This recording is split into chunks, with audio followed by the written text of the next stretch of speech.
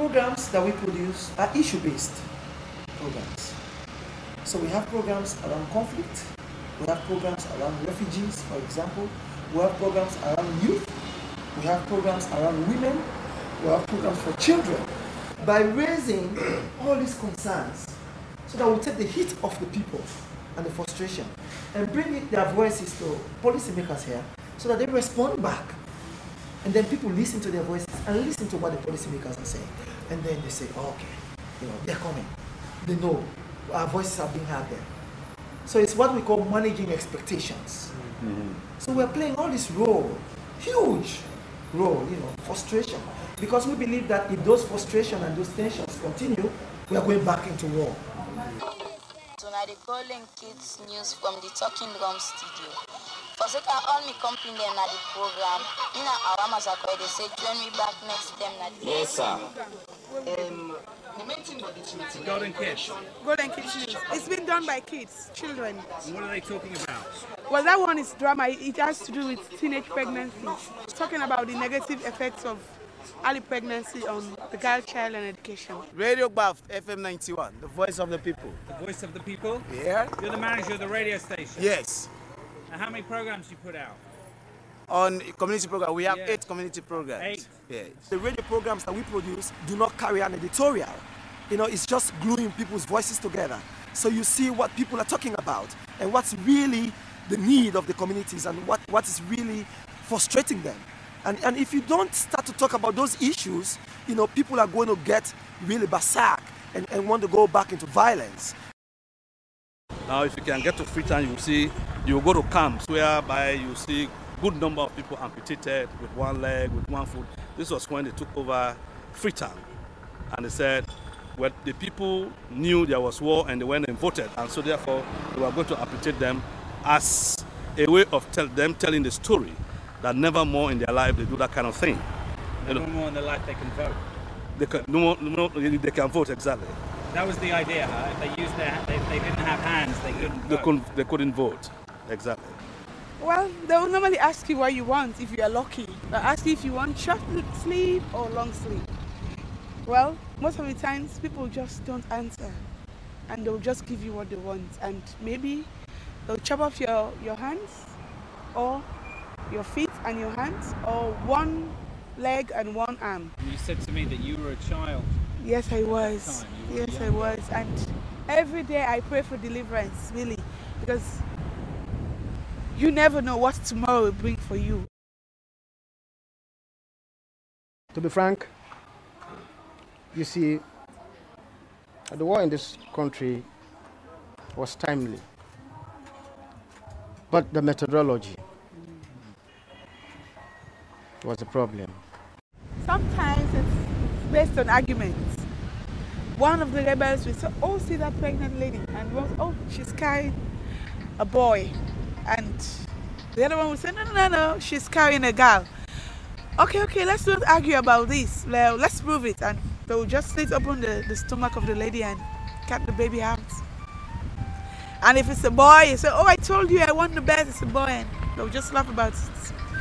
While the woman wiggles in pain and dies gradually. Like that. As I picked the camera up and pointed it out of the window of the car, all the school kids, they ran away. Yeah, they had to run because when you look at the structure of the camera, it resembles the guns the rebels used to carry. They think it's a gun. It's camera. Patrick, come and tell them. What, they think it's a gun? Yeah. They ran away because No, they think it's a gun. Yeah, exactly. But okay, it's camera. Okay. The rebels used to carry guns like AK-47s, RPGs, so they resemble the camera. That was the reason they had to run away. And they still remember that?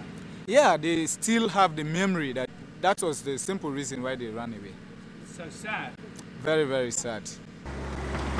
Almost everybody in the village was victimized. They flogged people and they even killed people here. Were there child soldiers here? No.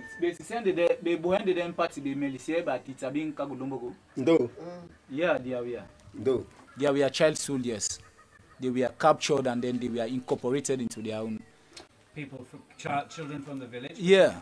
Yeah, that they had children at the age of 10, 12, they were captured, and those children were the ones they used as human shield. They push them ahead so that whenever they want to make an attack, the children will have to lead first, and then they will launch their own attack behind the children.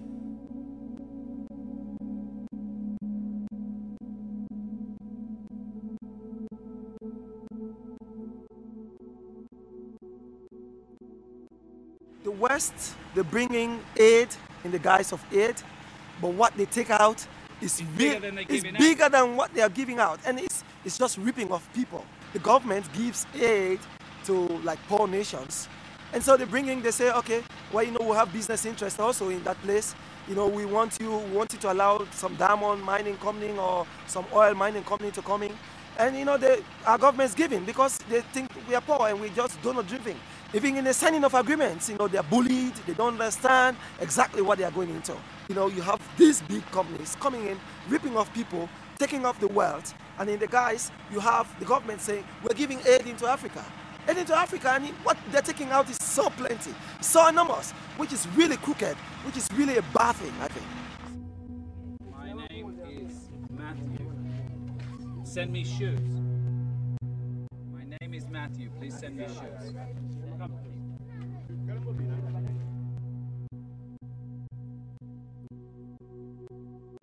You turn to every little community, they know what Search for Common Ground is doing, Talking Drum Studio. Everybody knows that, and they listen to the programs, they become so positioned to discuss and challenge people, and this is what drives this. You know, in Search for Common Ground, we have 5 priorities: women in education, good governance, corruption, marginalized group, women and children, and quality education.